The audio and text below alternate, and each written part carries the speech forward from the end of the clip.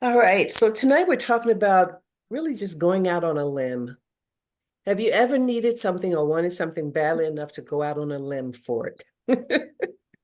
If so, let's talk about that. Give me an example. Because we're going to look at a couple of characters, obviously, who wanted and needed something so desperately they were willing to go out on a limb for it. Give me an example, if you can think of one, just going out on a limb for something. And how did it turn out for you? And does it always work? Just because we go out on a limb doesn't mean necessarily that it works. Always work. It's almost like taking a chance. You take a chance. Sometimes it works, sometimes it doesn't. Mm-hmm. Mm-hmm. Starting a business, sometimes it works, sometimes it doesn't. Right. Right. But it was worth stepping out and trying it. Yes, Yes. learning, learning from it, even from everyday challenges, everyday things that you make, everyday decisions that you make. Right. Um, when it doesn't work, you tend to be a little upset of it. Like, why am I going down this road? This isn't fair. I don't want to, I don't want to do this. The perfect example of I don't want to do this is I just recently lost my job Mm, through no fault of my own, but the owner of the company didn't want to listen, so he didn't, and he had to mm, shut down. So here I'm thinking, why? I had the perfect job. I could work remote. It was so easy. I just did now, analyzed financial statements and gave my advice, if you will, and then mm-hmm. now I don't have a job now. And Mm. I don't like not to be working. Then then I find out that my niece is very sick and Yeah. that she needs care. So I was really upset about not having a job. And now I'm thinking, thank you God I don't have a job so I can take care of my niece. It always works, right? You just never know where your path is gonna take you. Right. Mm. Where Father God knows is gonna best. lead you. Yes. Wow. Okay, that's good. Thank you. Hey, Brenda, we're talking about Hello. we're talking about ever going out on a limb for something and how it turned out for you. Sometimes it worked, sometimes it didn't. So if you have an example of going out on a limb for anything, thank you, Maureen. Anybody else? Can you think of something where you had to go, you went out on a limb for it? Angel. Um, for me, it's like it's connection and it's friendship. It's not in my nature to. Um, I've become a very guarded and um, you know cautious person when it comes to people, Mm-hmm. and I feel like I've really had to step on a limb, if you will, to like open my heart and be vulnerable and be open to starting conversations with people and trying to have deeper relationships and conversations. Mm. Um, so it works out sometimes, sometimes it doesn't, but sometimes it's really uncomfortable. But I I really am like working on doing it more because I really want connection and friendship in my life. Mm-hmm. Okay. Good. Very good. All right. Anyone else? Going out on a limb. That's okay if you can't think of. Brenda's thinking real hard. No, I was thinking I think just like Angel, I am more of in a relationship style whereby uh I I go out on limbs all the time whereby I'm like they might not respond, but at least they know that somebody's thinking about them. Yeah, so that's how I operate. Right. All right. All right. Well, we are going to be looking at Mark 5, and it's a familiar passage, but again, God gives me various twists and turns, and I go, hmm. It's two people who really went out on a limb, and we usually focus on her, but I really want to focus on him tonight. But if we can, hello, Cindy. Hi. Uh, we're going to be looking at Mark chapter 5, starting in verse 21. So we can actually read 21 through 43, but we're going to focus on really just Jarius more so than the woman with the issue of blood. But if we can read it just so that everyone knows the story, that'd be awesome. Who wants to read for us? I I can will. read. Oh, go ahead. I'm reading in the NIV. Okay. Okay. Says, when Jesus had again crossed over by the boat to the other side of the lake, a large crowd gathered around him while he was by the lake. Then one of the synagogue rulers named Jairus came there, seeing Jesus, he fell at his feet and pleaded earnestly with him. My little daughter's dying. Please come and put your hands on her so that she will be healed and live. So Jesus went with him. A large crowd followed and pressed around him, and a woman was there who had been subject to bleeding for 12 years. She had suffered a great deal under the care of many doctors and had spent all she had. Yet instead of getting better, she grew worse. When she heard about Jesus, she came up behind him in the crowd and touched his cloak because she thought, if I just touch his clothes, I will be healed. Immediately her bleeding stopped and she felt in her body that she was freed from her suffering. At once Jesus realized that the power had gone out from him. He turned around in the crowd and asked, who touched my clothes? You see the people crowding against you. His disciples answered, and yet you can ask, who touched me? But Jesus kept looking around to see who had who had done it. Then the woman, knowing what had happened to her, came and fell at his feet and trembling with fear told him the whole story, the whole truth. He said to her, daughter, your faith has healed you. Go in peace and be free from your suffering. While Jesus was speaking, some men from the house of Jairus, the synagogue ruler, came from the house of Jairus, the synagogue ruler. Your daughter is dead, they said. Why bother the teacher anymore? Ignoring what they said, Jesus told the synagogue ruler, don't be afraid, just believe. He did not let anyone follow him except Peter, James, and John, the brother of James. When they came to the home of the synagogue ruler, Jesus saw a commotion with people crying and wailing loudly. He went in and said to them, why all this commotion and wailing? The child is not dead, but asleep. But they laughed at him. After he put them all out, he went to the child's father and mother and the disciples who were with him and went in where the child was.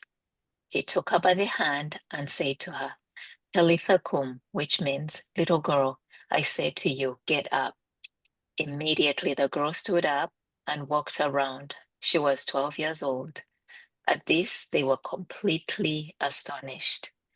He gave strict orders not to let anyone know about this and told them to give her something to eat.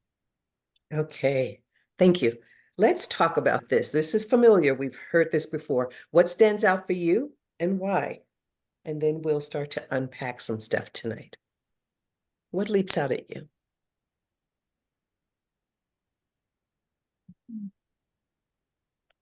Um, Mm. I guess out of desperation, this synagogue ruler who's not supposed to be interacting with Jesus because it's like, whoa, goes to Jesus to tell him that my child is sick and I need your help. So that stood out to me. Okay. Good. Good. Me, Maureen? me as well. Um, they knew a lot. The synagogue leaders knew enough and a lot about Jesus. The miracles that we see or hear about in the New Testament are only some Mhm. So he knew Jesus could heal his daughter, regardless of what was going on in synagogues and with the Pharisees and the Sanhedrin. This Jarius knew that Jesus could do this. Mhm. Good. He stepped outside his community. He stepped outside what his fellow religious leaders and people were saying about Jesus because he knew Right. that Jesus would be able to heal his Right. daughter. Good. That's really what we're going to focus on. I want us to look at what did it take for this man to step outside of all the norms that he dwelt in. So if you think about it, he wasn't just somebody, he was a synagogue ruler. So as you're pointing out, mm, they've had feelings and thoughts around this Jesus man. How did they feel about Jesus? It's generally speaking, synagogue, the rabbis, synagogue rulers. He Jesus. was a he was a chaos, like he was bringing chaos and really unsettling the norm. Mhm. Yes. Would he be someone that they would welcome in? No, he was an Well, outsider to them. mhm. Yes. And where did he just come from? It starts out by saying when he came back from the other side of the lake. Oh, darn, he was unclean. He couldn't even go to the synagogue right now because he's coming from, he had just healed a demon-possessed man. Oh no, oh no, Yes. Yeah, Yeah. Decapolis. oh He was coming no. from the Decapolis. Yep. Yes. And So this that, man is willing to become unclean to Hmm. be in the presence of Jesus. And he kneels down, he falls down on his, like, whatever, at his Jesus' feet to right, plead. right. I want us to see, I know we started out talking about going out on a limb. This man was willing to go out on a limb. Hmm. Everything that we're talking about right now goes against the grain Hmm. of what he is made of. But something pushed him so far that he was willing to go out on a limb. Brenda. Can we just acknowledge the fact that this is a father who loves his daughter so much? Like for daughters who, me standing, in the gap of like the daughters who are like, I wish my dad loved me to stand, like, this is humbling and beautiful that he would be willing to become unclean for the sake of his daughter's health and well-being. Yes. There are certain things, guys, that make us cross over all sorts of boundaries. In this case, we see, as Brenda's pointing out, it's the father's love for his daughter. We all have something that moves us to the extreme. This was that something. Because how do you think his other friends and rabbis around him would be seeing him, or what kind of things would they be saying to him and about him in a situation like this? Well, they say it because they tell him, some of them, like the men who are coming from his house, we don't Mhm. know, are they also fellow rulers, or like he has to have a very elite class around him, right? Right. So they come to him and they say, hey, why are you bothering that teacher? Your daughter is dead. Hmm. Like, matter of fact. We told you so. You know better. We told you he was a fake. Yeah. Before we get to that second half of it, thank you, Brenda. That beginning part, I'm sure he has friends who are going, well, wait, why are you going to go Mhm. over there? Mm-hmm. Don't you know about this man? You think about it's almost like when we are stepping out on faith and someone's trying to convince us not to. Mm-hmm. They say things just enough to tweak us, to make us go, well, maybe I shouldn't. Mm-hmm. I'm sure they tried to get him. Let's just stay within our religion. Let's stay within what we know. But yet he was desperate enough to step out of that. Why, besides the love for his daughter, was he willing, you think, to go to this man, Jesus? He I think believed. yes. I believe also too that he heard many stories. Um, think about all of the people who they didn't have telephone, they didn't have television, they had no way to communicate with each other. There was no mass media. It was all word of mouth. And just a few healings, they knew. They never questioned Jesus' ability to heal. They only Mhm, Mhm. questioned who he was. So he had to Mhm. do, I would say, in the hundreds, probably thousands of miracles, because it was they the Pharisees, the leaders never questioned if he could do it. They right, only Mhm. questioned who he was. Mhm. right, right. Good. Brenda. And he tells him exactly what to do, how to heal his daughter. He's like, put your hands on her and she Yes, will live. So he knew exactly how knew. Jesus would do it. And he believed that Jesus, by doing that, his daughter will be healed. Yes. How, excuse me, how does people taunt us or confuse us today? How is it similar? Here is this man who he knew what Jesus could do, Mm. but Maureen. Okay, so this is my favorite I've heard recently. You know that God heals, but he doesn't choose to heal everyone. Mm, Okay, Mhm. thank you. Thank you for your faith and thank you for your input, but we don't want to hear that right now. Thank you. yeah, It's true. It's true, but it's not something that someone wants to hear. Mhm. right, right. And when something that we don't want to hear comes across our airwave, what do we do? What do we do with that? I was just talking to wait, seriously, that's why I'm late. Because my roommate and I were looking through something that happened to her at work. And that part, like, oh, well, you shouldn't do it this way because then you're gonna look like you're so over eager. And Mhm. it's like, but God opened up a door. I'm not gonna leave the door open. I'm gonna walk through it. So and that part, like when we allow for that doubt, for the person to tell us, hey, you shouldn't do it that way, then what there's that part of like allowing somebody to live rent free in your head and in your heart and take away your faith.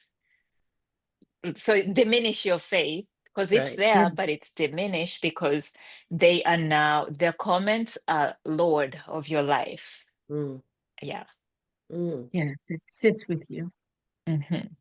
Okay. So here we have this synagogue leader, and he is in pursuit of Jesus. How do we know he's in pursuit? What does that word mean, first of all? To chase after, to seek out. Yeah. As a synagogue leader, I'm sure he's used to people coming to him, right? Everyone goes to him, but yet he is in pursuit of Jesus. Brenda.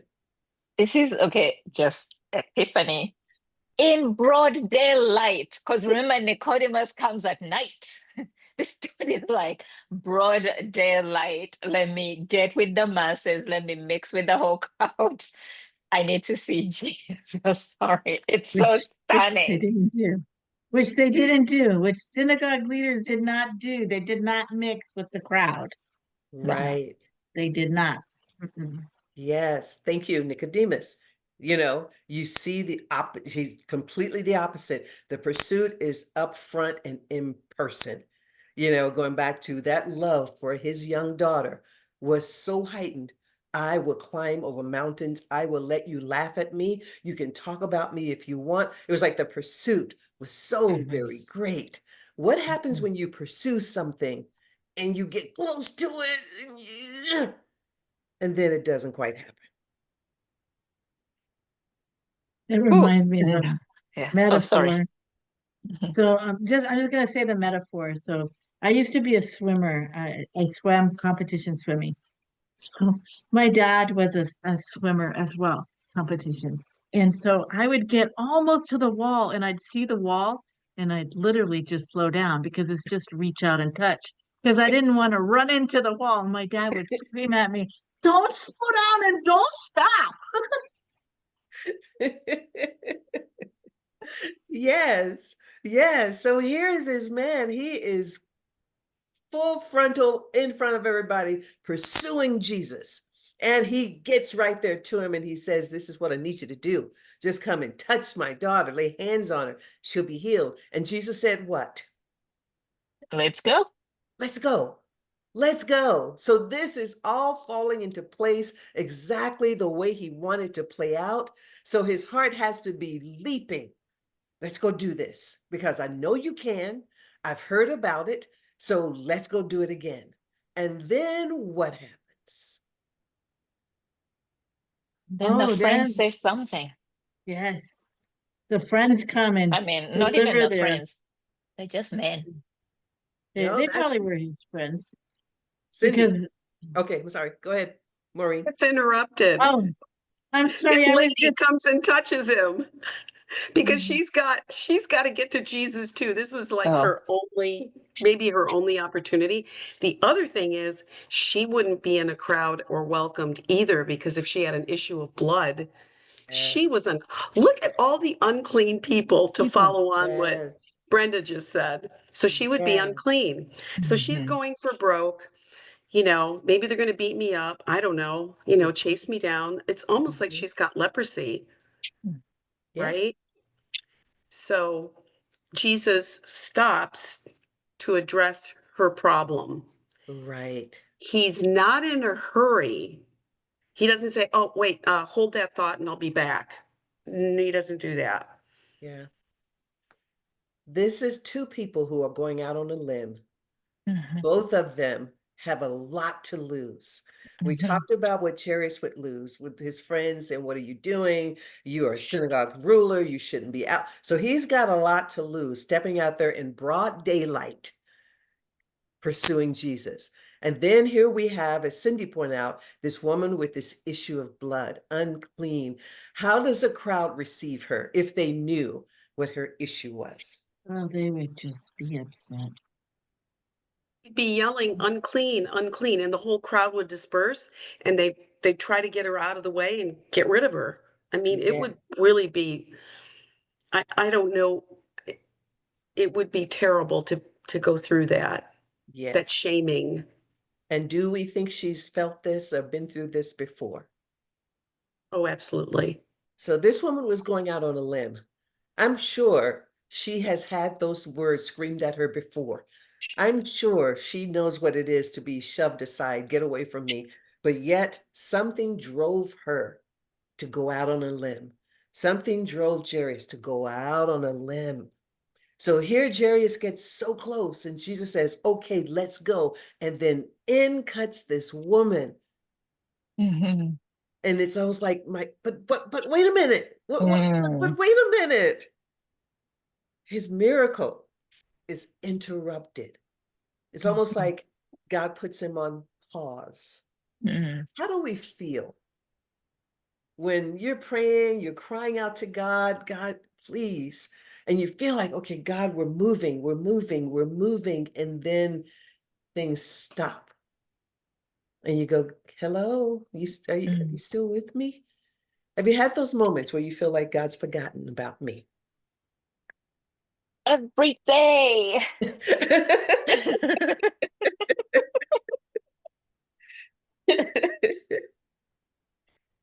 What does that do to us when we have those every day? "Hello, God, it's me." I think it it starts creating a feeling of indifference and like, well, when he answers, he'll answer. What can I do? I'm not Mm, God. And so we continue moving on. But there's this like it's disheartening, but yeah, you don't want to feel that pain. So the indifference helps you keep going. Yeah. mhm, mhm. Yeah. Anyone else ever felt that? Right? Think about what Jarius, I don't know, the scripture doesn't give us the timeline, Mm-hmm. so we can only guess, but it doesn't matter really if you think about it. If Mm-hmm. here you pursued because your daughter is dying, she's not dead, Mm-hmm. she's dying. Mm-hmm. And it's almost the Lazarus story. If Mm-hmm. you had been here. Mm-hmm. So here he is. It doesn't really matter the timeline. I'm sure he's going, come on, come on. We need to move it. Brenda. But the ambulance that was coming to pick you up had to stop at the neighbors to pick them up because they were closer. And yours will be coming when they drop them off. God help you that you are still like you don't have asthma, right? Or something where, that's the part. Does this mean that God cared more about her than him? What does that mean? How do we interpret it?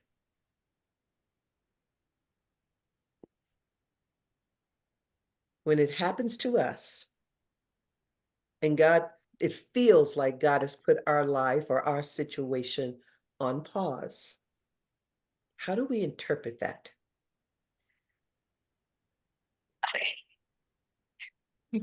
I'm Mhm. convincing myself to say this is actually how I should legit look at this because of all the information I'm fed right now, right?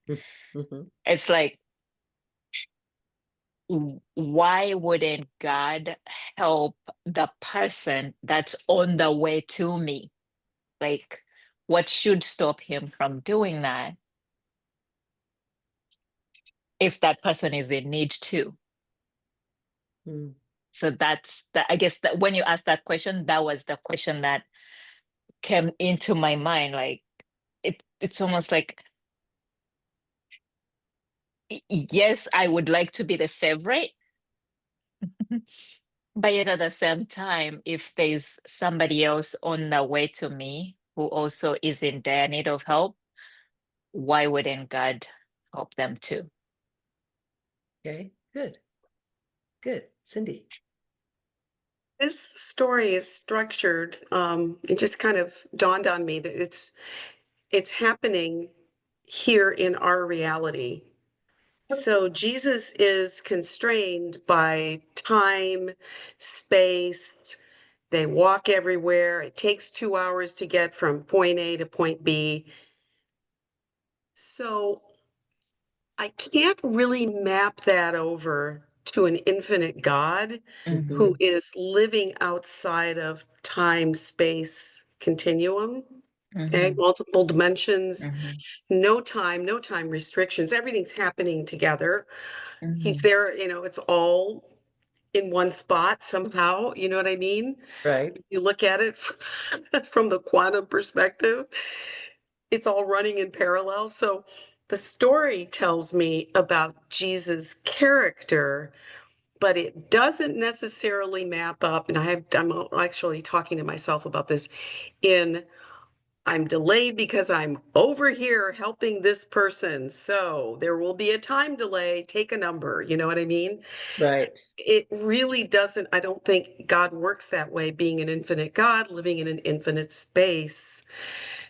I just think that it tells me that there might be a reason for the delay. I may not know what it is, and I may Mm-hmm. never know. Mm-hmm. Mm-hmm.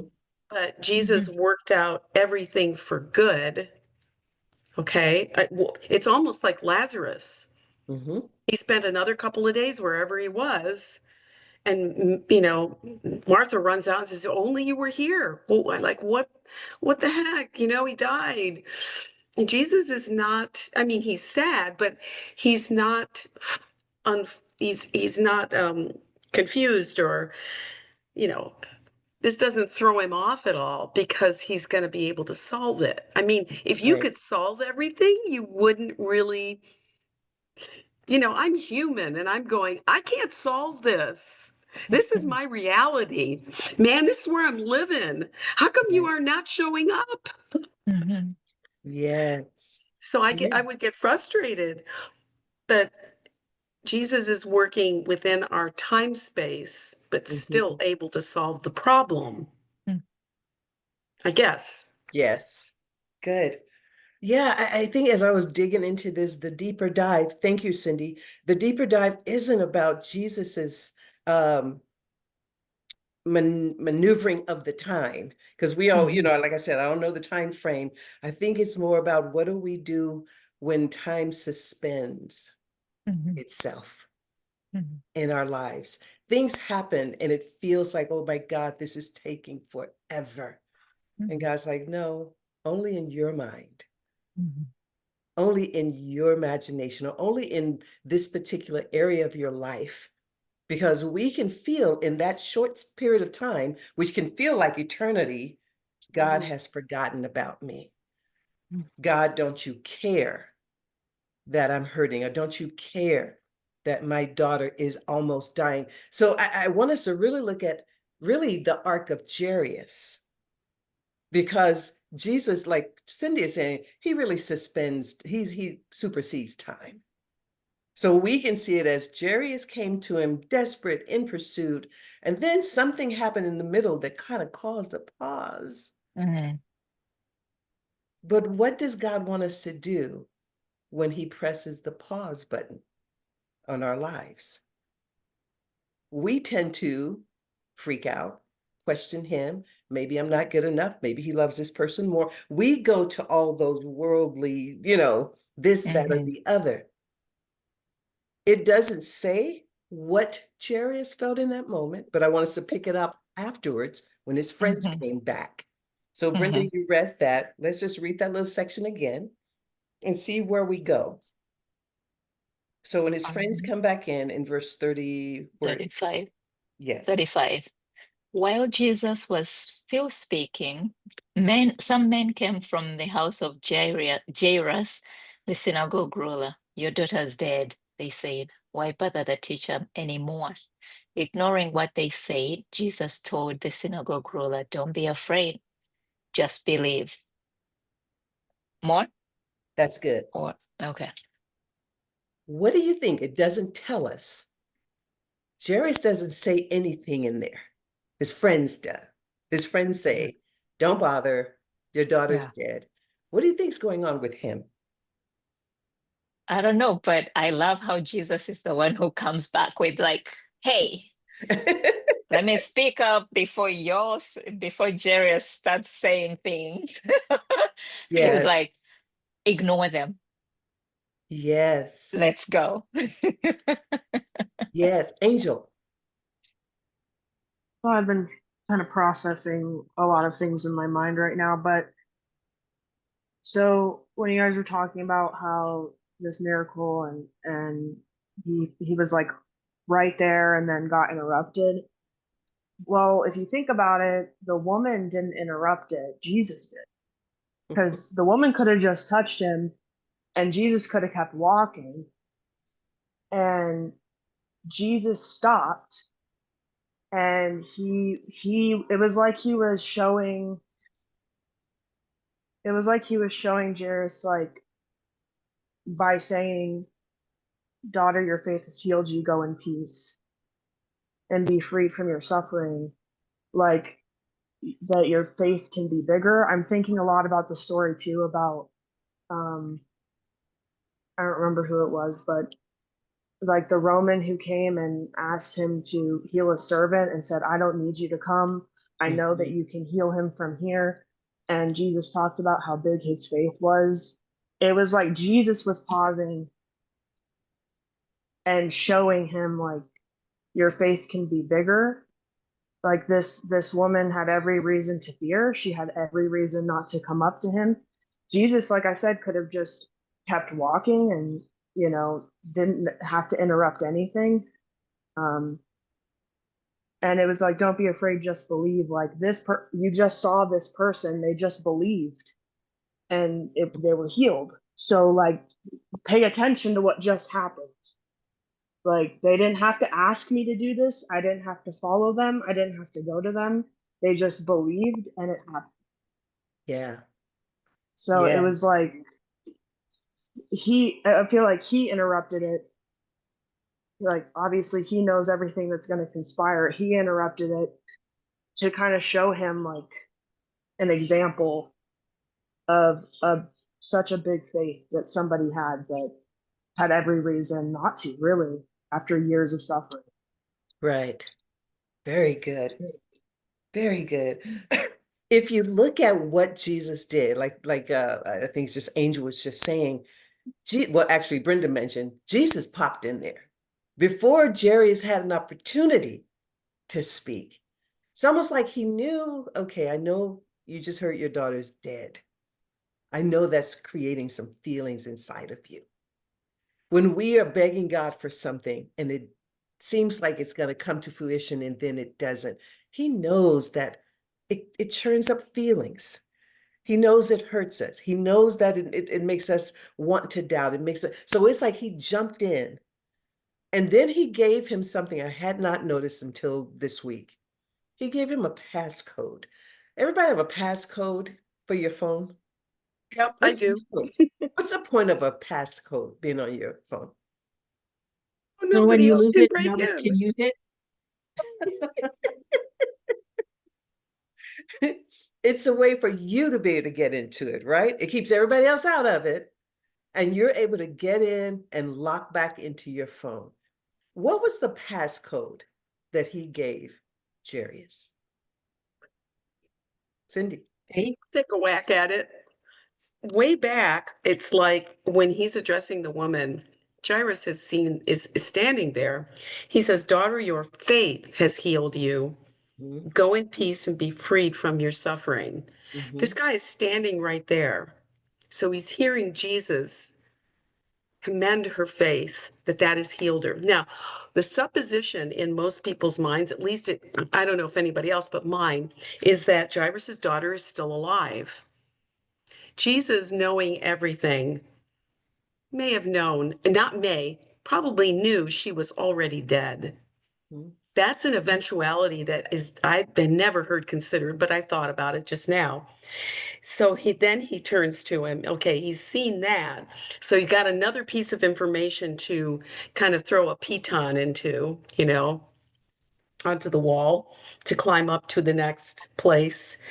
He says, "Don't be afraid, just believe." But he gave him an instruction, a teaching, because he did everything to teach those around him, like the disciples as well, is that your faith has healed you. Then he tells him, "Don't be afraid," because I'm sure his face just like fell to the floor. He's probably speechless. mhm. Just believe. So that sort of reinforces like the two things. I'd never seen that before, though. Yeah, the passcode. He saw, as Cindy's pointing out, Jerry's face had to have dropped. His heart had to just feel so heavy. And Jesus like, no, lock in. You need to put that passcode back in. Don't be afraid. Just believe. It was almost like he was infusing him with faith again, because you saw the extent of his faith in the beginning, and then you realize it took a hit. Just as each and every one of us, we start out with great faith, and then along the way we take hits. That's what Satan does. And he uses his minions, in many ways to come and tell us things and make us go, oh no, oh no. When his friends came and said, don't bother him, your daughter's dead, it was just another blow. But Jesus went, no, no, no. I need you to put in the passcode. Don't be afraid. Just believe. How often do we hear that in scripture? Be not afraid. a A lot. lot, Not here. Yeah. a lot. Why do you think it's there so much? What do you think is behind that? Because it's real. It is real. It's human life. Yeah. Angel? God knows the struggle. I think fear is a go-to emotion for a lot of things, and it's the main thing that holds us close. And it stops us not only from like taking a leap of faith or like You know, it limits, our fear also limits what we think God can do. Yeah. And that is dangerous. Yes. Fear and faith cannot coexist. So he's got to choose. Am I going to walk in fear? Am I going to walk in faith? It isn't about, am I going to be afraid? We're all afraid of things. Jarius had to be afraid of what he was going to see when he got back to his house. So being afraid is human. As Brenda was pointing out, he says, but you can choose Yeah. to walk in it or not to walk in it.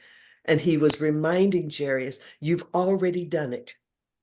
You already chose to walk in faith. You've already chose to stand against all those who would normally come against you. You've already won. Now, just because there was a pause and a hit, don't allow that to pull you back off of your faith. Put in your passcode as a reminder to you. Jesus wasn't phased. Like Cindy said, he already knew the answer. He wasn't phased. God is not phased with anything that we go through. I know as we were talking before we got started, each woman on the line had kind of a rough day today. God is not phased by it. We are. And he's saying, when you're in it, I know it conjures up feelings and emotions. I know it's real for you, but this is where I need you to choose. Am I going to walk in that fear or am I going to walk in faith? It really is about deciding to put the passcode in. He's giving us the answer. He's saying, I'm giving you the way to unlock the phone. I was reading this and I thought about anytime the weather is a little wonky here, the Wi-Fi will go out. So I was watching something on TV and then it just went and stopped. I was like, oh man, I was really into that. So first you pause and you press the button and come back on. It wasn't coming on. So finally I had to get up, I had to unplug it, and you wait for whatever, 10 seconds, and then you plug it back in. And then Spectrum, because that's what we have, pops up on the screen, and we're gonna read, and then it does this do do do do do do do do do do do do, and then it's back. Jarius had to plug back into the power. He already had it. Somewhere along the way, it wasn't completely disconnected, but you know how a plug can kind of come loose in the socket? That would be the equivalent of Jesus pausing and taking care of the woman with the issue of blood. Now, he could have stayed there and went off disappointed, or put in the passcode, plug it back in, plug into the power. I love this whole section because I've never really looked at how well they fit together. I've always looked at the woman with the issue of blood. That's the one that stands out. That's what we love to preach about, and it's amazing. I hadn't even, yes, she went out on a limb and all that, but I hadn't thought about Jarius. Equally so, you've got two very different people. You've got one who's probably, I don't know if he's well, she had to be wealthy in the sense of being able to see all these doctors over all these years. So different places in life. One was accepted, synagogue ruler. One was unaccepted. Just being a woman, let alone a woman with an issue of blood. But Jesus gave his heart and attention to both of them equally. And for us, we should be able to look at that and go, it doesn't matter what we come from, what we look like, what we've endured. He gives his heart and attention to each and every one of us equally. Now, there are times when it will feel like our lives are on pause, but that's where we have the opportunity to put in the passcode and go, no, do not be afraid, just believe. In other words, my time will come. His time came. So God was able to bless both of them in a way that no one expected. This woman was able to live life again. This daughter was able to live life again. All because Jesus is big enough to cover all of us. We just got to get out of our own thinking and get out of our own head. Now, there's also the parallel. I don't really want to use it, or unless you guys have something to share about it. The young girl was how old? How old? 12. I was about to share that because it's amazing. Share it. She's 12, and the woman has been suffering for the exact amount of years. Yes. What makes that so amazing? It's amazing because one has been losing life, and this one Has clearly been, has lost it. And they're all going to be restored Yes. by touch. Yes. Mhm. God restores our lives by the touch. It doesn't matter if we're the older woman in which life has basically passed her by. Sometimes we can sit in that space of, life's passed me by. I have really nothing. I'm done. And God says, no, I'm restoring this woman. And then you have this young woman whose life is just beginning. God touches all. I love the fact that he is this great equalizer. The world separates us. The young, the old, you're good, you're bad, you're cute, you're ugly, it's like that's all this. And God is like, no, no, all the same in the hands of our God. Amen. Just wanted you to see some things from Jarius, just because I just don't hear us talk much.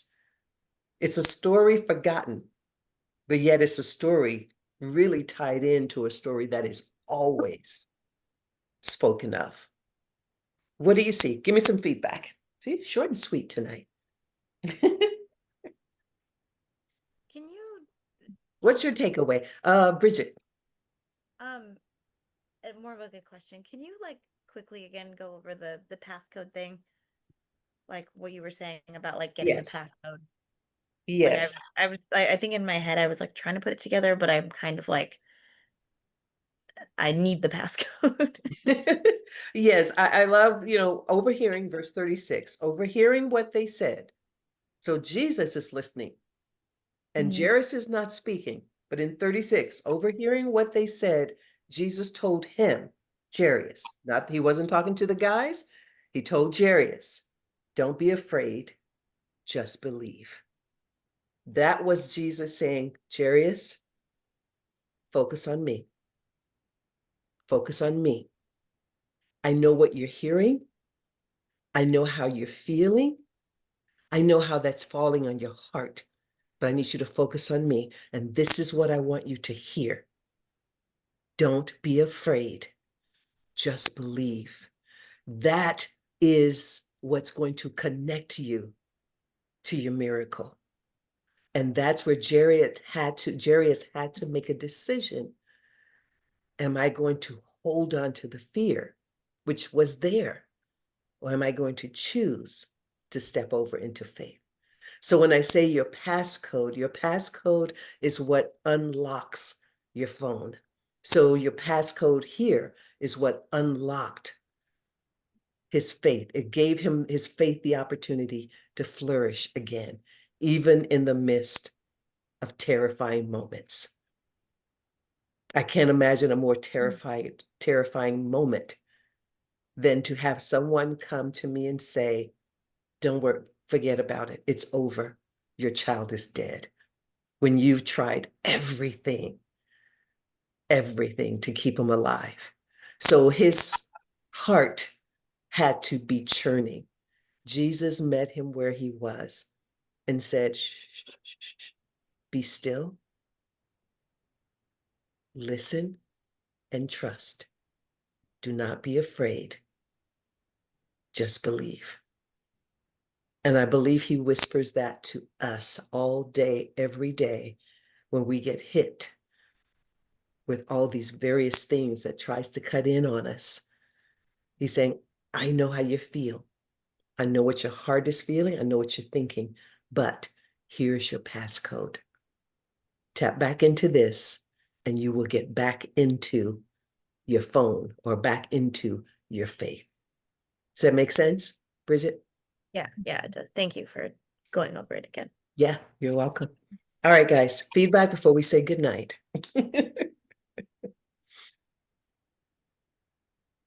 Amen. Much needed. Much needed. Good. Thank you for this, for a different outlook on Mark 5:21-43. Yeah. God's And different. yeah. And it shows God's love, like, Yeah. because for Jesus to specialize on that story of Mhm. he also went, not only did the father come to him for the love of their daughter, but Jesus validated that love of the daughter by going, yes, and I'll go even further, I'll actually raise her from the dead. Yeah. Yeah. Very good. Angel, did I see your hand? Yeah, I'm gonna try and keep it short, but it just never gets old to me how like on target, right at the bullseye. Whenever we're in here talking about things, I am currently experiencing my miracle in a lot of ways. I'm okay with sharing now that I'm pregnant. I'm having a baby. And that's a whole thing in itself. That's its own miracle. And I can talk about that forever. But today, like I said in the beginning, I got rear-ended on the freeway, which I think falling downstairs and car accidents are probably like the top fears when you're pregnant, right? Yeah. And so I was wrestling with this today of I can't imagine the timing of everything is also so crucial because I can't imagine where my headspace would be if I wasn't back in my faith in my relationship with God right now going through this. But the tossle all day of like being afraid and then kind of feeling that whisper of like, don't be afraid, believe. Like this happened for a reason. It was a miracle in the first place.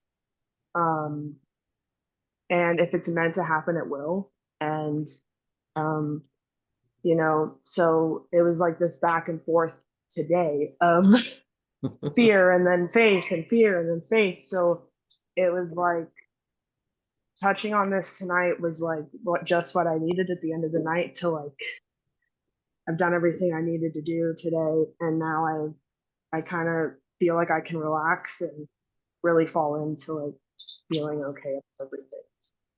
Yeah. Amen. Anyway, Amen. Thank you for sharing that. I knew she had a little peanut in the oven. oh yeah. We're so happy to hear about the little peanut. That's so great. Yeah. Thank you. And I was rear-ended when I was carrying Mason as well. So, oh no. Wow. See, and it's scary. It's so scary. I know But I was like, it's gonna be okay. it really is, but it's going to be okay. We will keep it all in prayer. Yeah, God's right on time. Who knew, like I said, when we first started this and I spoke to each woman individually, there was just so much. And I think it's all apropos that God is saying, here's your passcode. Whatever you're dealing with, just click back into the passcode. I need you to hang with me in faith. I got you. I'm walking with you. You're not walking through this alone. Okay? Yes. All right, That was ladies. great. Love you much. Good night, guys. Thank you. Love you. Good Thank night, you. good morning, good evening. Wiedersehen.